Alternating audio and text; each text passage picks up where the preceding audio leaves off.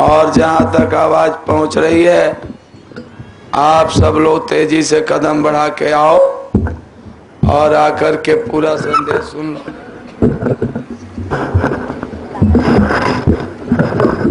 मुझे गुरुदेव चरणों में लगा लोगे तो क्या होगा। मुझे गुरुदेव चरणों में लगा लोगे तो क्या होगा। भटकती सो तको पावन बना दोगे तो क्या होगा। भटकती सुरत को पावन बना दोगे तो क्या होगा। न समरथ तुम सदृश कोई आया दृष्टि में मेरे। न समरथ तुम सदृश कोई आया दृष्टि में मेरे। शरण में इससे आया हूँ बचा लोगे तो क्या होगा। शरण में इससे आया हूँ बचा लोगे तो क्या होगा।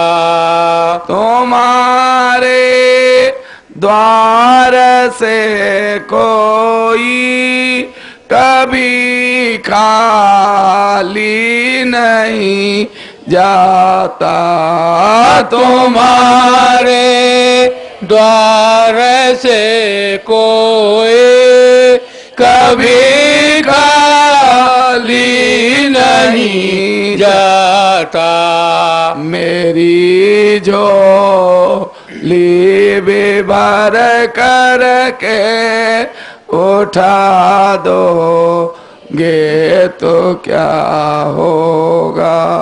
मेरी झोली भी भर करके उठा दोगे तो क्या होगा। दयालो दीन बंदो नाम तेरे लोग कहते हैं। दयालु दीन बंधु नाम तेरे लोग कहते हैं। दया कर तुच्छ सेवक यदि बना लोगे तो क्या होगा। दया कर तुच्छ सेवक यदि बना लोगे तो क्या होगा। मुझे गुरु देव चरणों में लगा लोगे तो क्या होगा। मुझे गुरु देव चरणों में लगा लोगे तो क्या होगा। जानता हूँ कि उसके जो भी मैं हूँ नहीं स्वामी। जानता हूँ के उसके योग्य भी मैं हूँ नहीं स्वामी। हो पारस लोहे को कंचन बना लो गे तो क्या होगा। हो पारस लोहे को कंचन बना लो गे तो क्या होगा। बहुत भी तीरा ही थोड़ी ओ भी अब वाली है। बहुत भी तीरा ही थोड़ी ओ भी अब जाने वाली है। उस अंतिम से लो अपना बना लो गे तो क्या होगा। उस अंतिम श्वास लो अपना बना लो गे तो क्या होगा। मुझे गुरु देव चरणों में लगा लो गे तो क्या होगा। मुझे गुरु देव चरणों में लगा लो गे तो क्या होगा। भटकती सोरत को पावन बना लो गे तो क्या होगा। भटकती सोरत को पावन बना लो गे तो क्या होगा। जय गुरुदेव। जय गुरुदेव। आप लोग सत्संग सुनने आए हो तो जहाँ जगह मिले वहाँ बैठ जाओ। यहाँ मत आओ, यहाँ कुछ मत चढ़ाओ। जब सब चीज आपकी बात में ले ली जाएगी, सब लोग अपनी जगह पर बैठो। और सत्संग नहीं सुनने आए हो तो जो चाहो सो करो, और अगर सत्संग सुनने आए हो तो आप लोग अपनी जगह पर बैठ जाओ, वहीं गुरु स्वरूप का ध्यान करो। कौन सा जाते हो? जब मथुरा में बाबा जी मंच पर बैठे होते हैं, तुम लोग जा जाके वहाँ प्रसाद चढ़ाते हो सिर पे, या सत्संग सुनते हो बैठ के वहीं मत्था टेक के? ऐसे ही गुरु महाराज हर जगह मौजूद हैं। आप वहीं स्वरूप का ध्यान कर लो, बैठ जाओ। जो चीज़ आपसे ली जाएगी सब बाद में ले लिया जाएगा, सब आपको ही दे दिया जाएगा। कोई हमको लाद के थोड़े ले जाना, न आपको लाद के ले जाना। बैठ जाओ आप वहीं पर, सब लोग जिसको जहाँ जगह मिले। और यहाँ एक आदमी खड़े हो जाओ, कोई यहाँ आएगा नहीं। आप खड़े हो जाओ, कोई आदमी।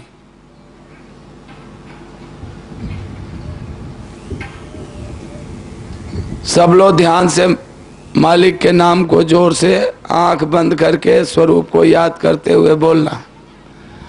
जय गुरुदेव, जय गुरुदेव,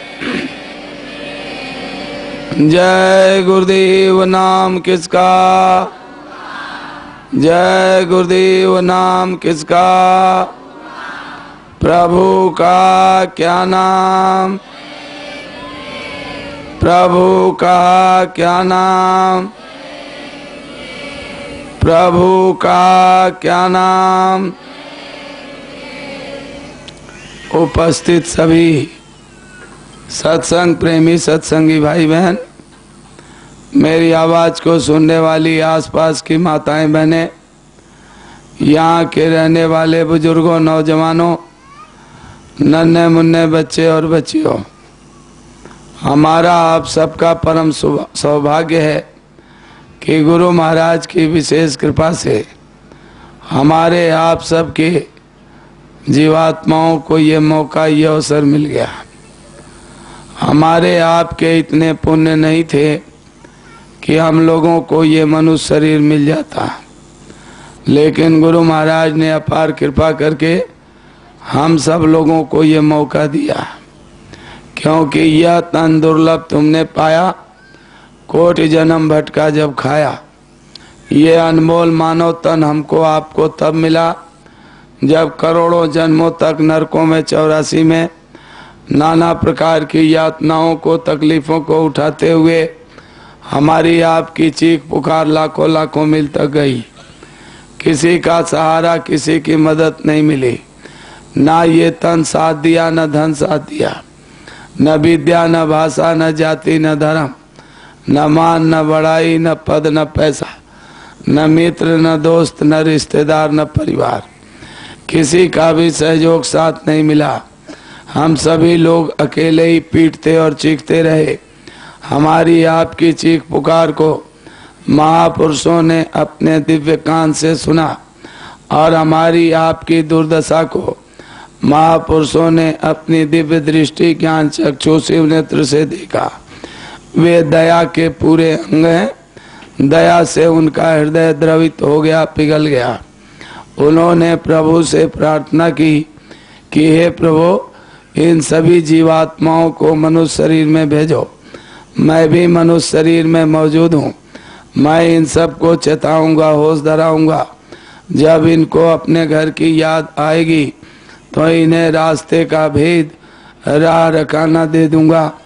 जब ये लोग अपने घर की तरफ चलेंगे तो जो बाधाएं, रुकावटें, अड़चने आएंगी, समय समय पर सत्संग के द्वारा सेवा, दर्शन और भजन कराकर इनकी बाधाओं को, तकलीफों को, मुसीबतों को दूर कर दूंगा। और एक समय ऐसा आएगा कि ये सब की सब जीवात्माएं अपने घर पहुंच जाएंगी। प्रभु ने हमारे आपके अच्छे बुरे कर्मों को नहीं देखा। हमारे आपके पाप और पुण्य का लेखा जोखा नहीं मिलाया। अगर मिलाया जाता तो हम लोगों को ये मौका मिलने वाला नहीं था। लेकिन गुरु महाराज ने अपार कृपा करके हम सब लोगों को ये मौका दिलाया कि अब की बार इस अनमोल मानव तन से, कर्म जोनी से आप अपना काम कर लो। अपना काम औलाद पैदा करना, जमीन मकान बनाना, विद्या पढ़ना, मान बढ़ाई पाना, पद और पैसे पाना, ये काम अपना काम नहीं है। अपना काम अपनी जीवात्मा को अपने घर पहुंचाना। नर नारियों, जो कुछ भी हमारी आपकी आंखों से दिख रहा है, ये घर अपना घर नहीं है। ये बच्चे, मित्र, दोस्त, रिश्तेदार जिनको आपने अज्ञान में, नासमझी में अपना मान लिया है, वास्तव में इनमें से कोई भी अपना नहीं है। गुरु महाराज कहते हैं कि एक महात्मा जी के यहाँ एक आदमी बराबर आया जाया करता था।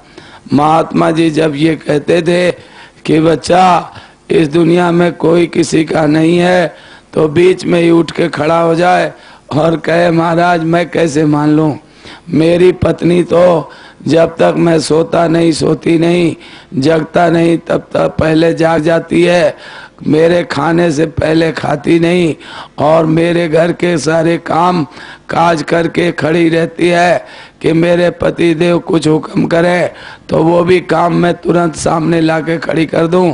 तो मैं कैसे मान लूं कोई किसी का नहीं है। बाबा जी ने कहा, महात्मा जी ने कहा, बच्चा तू जो कह रहा वो भी सही और मैं जो कह रहा हूँ वो भी सही। कहा, महाराज ये दोनों सही कैसे हो सकते, या तो आप सही हो या मैं सही हूँ। कहा, अरे मैं कह रहा हूँ वो भी सही और तू कह रहा वो भी सही, मैं कैसे मान लो 2 दूना 4 और 2 दूना 5 दोनों सही। अरे 4 सही या 5 सही, आप सही या मैं सही। कहा, मेरी तो बात मान ले। बोला नहीं मानता। बोले बैठ जा। महात्मा जी ने सांस रोकने की विधि सिखाई।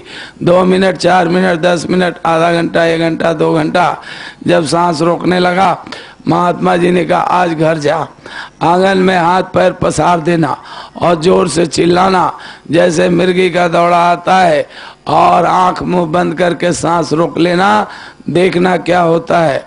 गया, जोर से चिल्लाया और आंख मुंह बंद करके सांस रोक लिया।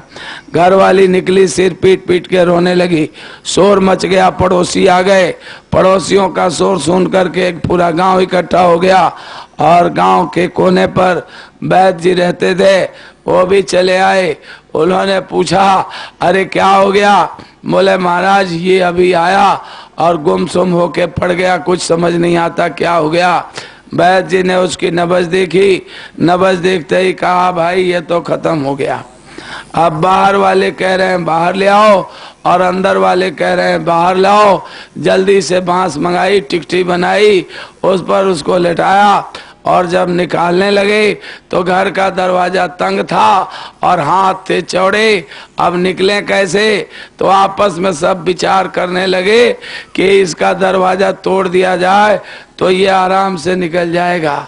अब औरतों में बैठे रो रही थी औरत, उठ के आई, कहा गांव वालों जिसको जाना था वो तो गया, अब वो लौट के आने वाला है नहीं और तुम लोग ये दरवाजा तोड़ दोगे तो अब कौन आके बनवाएगा? बनवाने वाला तो चला गया, अब ये दरवाजा क्यों तोड़ रहे हो? कहने लगे तो हम क्या करें, इसके हाथ चौड़े हैं, निकल नहीं रहा। कहने लगे नहीं निकल रहा तो उपाय मैं बताती हूँ। दौड़े दौड़े गई, चारा काटने वाली, कूटी काटने वाली गणासा उठा के लाई। कहा महाराज ये लो और इसके हाथ पैर काट के सीने पर रख दो, आराम से निकल जाएगा। जैसे सुना उठ के भागा और भाग के जाके महात्मा जी के पैरों में गिर पड़ा। महाराज महाराज, अरे बच्चा क्या हुआ? 2 मिनट की देर हो जाती तो भगत कभी मिलने वाला नहीं था। उसने खुद ने गणासा दिया, जिसको मैं समझता था कि इससे बड़ा हितैषी मेरा कोई नहीं है, उसने खुद ने गणासा दिया कि लो इसके हाथ पैर काट के सीने पर रख दो। कहा महाराज आप कहते थे वो सही, अरे बच्चा तू भी सही और मैं भी सही। महात्मा कहते हैं कि तू भी सही और मैं भी सही, ये दुनिया का रिश्ता है। अरे जब तक स्वार्थ का मामला है तब तक ये सब तुम्हारे अपने दिख रहे, लेकिन स्वार्थ का मसाला हटा दो तो कोई किसी का नहीं है। इसलिए महापुरुषों ने कहा कि ऋषि मुनि सब की यही रीति, अस्वार्थ लाग कर ही सब प्रीति। आप तो गृहस्थ आश्रम में हो, आपका तो एक दूसरे से स्वार्थ से संबंधी है, लेकिन जो जोगी जति सती हो गए, घर परिवार संसार छोड़कर जंगलों में चले गए, वो भी आपके साथ स्वार्थ में ही रिश्ता रखते हैं, नहीं तो उनका भी आपके साथ कोई रिश्ता नहीं। केवल धरती पर संत सतगुरु आते हैं जिनका किसी से कोई स्वार्थ नहीं होता, सबसे परमार्थ की कमाई कराते हैं और परमार्थ बनाकर सबको घर ले जाते हैं। इसलिए नारियों आप इनके किसके मोह ममता में लोभ लालच में फंसे हो? अरे आप अपना काम करो, अपने घर चलो। ये जो कुछ भी आपकी आंखों से दिख रहा है ये घर आपका घर नहीं है। आप कहते हो मेरा नहीं तो किसका है? तो मैं आपको बताऊं कि 10 साल पहले, 20 साल पहले, 25 साल पहले, 50 साल पहले जिस जमीन, जिस मकान, जिन बच्चों के लिए आपने मोह ममता किया, लोभ लालच किया, एड़ी का पसीना चोटी तक चढ़ाया और एक झटके में छोड़ के चले आए, क्या वो बच्चे याद आते हैं? क्या वो जमीन मकान जिनको आपने मेहनत करके पसीने बहा के बनाया था, क्या उनकी कोई चाह चिंता परवाह है कि वो आबाद है कि बर्बाद हो गए? अगर उनकी याद नहीं आती है तो इसे भी छोड़कर जाने के लिए तैयार बैठे हो, एक झटके में ये भी ले लिया जाएगा, ये भी याद आने वाले नहीं है। इसलिए गुरु महाराज कहते हैं कि बच्चा जो तुम्हारे शरीर के उपयोग के लिए प्रारब्ध के अनुसार मिला हुआ, आप इसका भरपूर उपयोग करो, लेकिन 24 घंटे याद रखो कि हम तिल भर लेके आए नहीं और तिल भर लेके जाएंगे नहीं। आप भी खुद अपनी आंखों से रोज देखते हो, परिवार में, घर में, मित्रों के यहाँ, शहर में, बाजार में बच्चे बच्चियां पैदा हो रही, कोई अपने साथ कुछ लेके आता है? आपने देखा किसी को लेके आते हुए? अरे नर नारियों, 6 दिन बाद तो छठी होती है, हाथ में पौचारी, गोड़ में गोड़तारी, कमर में काले धागे में लाल फुलगेना लगा के डांडा बांधा जाता है और मरोगे तो शमशान घाट जाने से पहले तुम्हारे कमर का डांडा भी तोड़ के बहा दिया जाएगा। जब शमशान घाट ले जाया जाएगा तो आपने किसी को ले जाते देखा? आपने कितनों को कंधा लगा के शमशान घाट पहुंचा दिया। क्या आपने किलो 2 किलो सोना दिया? क्या लाख 2 लाख रुपया कमर में बांध के भेजे? क्या जमीन मकान के दस्तावेज उनको दे दिया उठा के? क्या जमीन मकान के ईंट 2-4 लाख दिए कि तुमने बड़े ईमानदारी मेहनत से बेईमानी से रिश्वत लेके बनाया था, चलो ये लेते जाओ? जब आपने किसी को नहीं दिया तो आपको कौन दे देगा जिसकी आशा बांधे बैठे हो? अरे इनमें से कुछ भी तुम्हारे साथ नहीं आया, न तुम्हारे साथ जाएगा। अगर आपका होता तो आप छोड़ के क्यों आते, और आपका होता तो आप छोड़ के क्यों जाते? नर नारियों, ना वो आपका था ना ये आपका है, उसे छोड़ के आए हो और इसे छोड़ के जाना है। अब इसके लिए गुरु महाराज कहते हैं कि आप अपने प्रारब्ध के अनुसार जो मिला है उसका भरपूर उपयोग करो, लेकिन 24 घंटे याद रखो कि इसमें मेरे साथ कुछ नहीं जाएगा। एक महात्मा जी कहीं दूर से चल के आ रहे थे। एक बादशाह अपना महल देखकर ठहाके मार मार के हंस रहा था। महात्मा जी ने कहा, बच्चा क्या देख के हंस रहे हो? कहा, महाराज मैं अपना महल देख रहा हूँ कि मेरा महल कितने सुंदर कितनी खूबसूरत है। कहने, बच्चा ये तो कूड़े का ढेर है, इसको देख के क्या खुश होना? कहा, क्या कहा? कूड़े का ढेर? क्या हो गया है आपको? आजकल महात्मा बनना कोई मुश्किल काम तो है नहीं। जरा सी देर में दाढ़ी बाल बढ़ गए, कपड़े रंगा लिए, टीका बांधा किया, रामायण गीता भागवत की 2 बातें जान ली, महात्मा बन गए। बताओ, इतना बड़ा महल इनको कूड़े का ढेर दिख रहा, क्या हो गया? कहा, बच्चा नाराज क्यों होता है? मुझे जो दिखाई दे रहा वो मैं बता रहा हूँ, तो क्या ये कूड़े का ढेर दिख रहा? कहने लगा, मुझे तो कूड़े का ढेर ही दिख रहा। कहने लगा, तो जाइए, मेरा कूड़े का ही ढेर रहने दीजिए, आप यहाँ से चलिए, फूटिए यहाँ से। महात्मा जी चुपचाप चले गए। थोड़े ही दिन में आया जल जला भूचाल, भूडोल हुआ, धरती हिल गई और एक झटके में वो महल धराशायी हो गया, गिर के कूड़े का ढेर हो गया। अब वही बादशाह खड़ा होकर रो रहा, आंखों से आंसू पोंछ रहा। अब मजदूर लगा के कूड़ा उठवा के एक जगह से दूसरी जगह ढेर लगवा रहा। अब महात्मा जी उधर से आ रहे, उन्होंने कहा, बच्चा क्या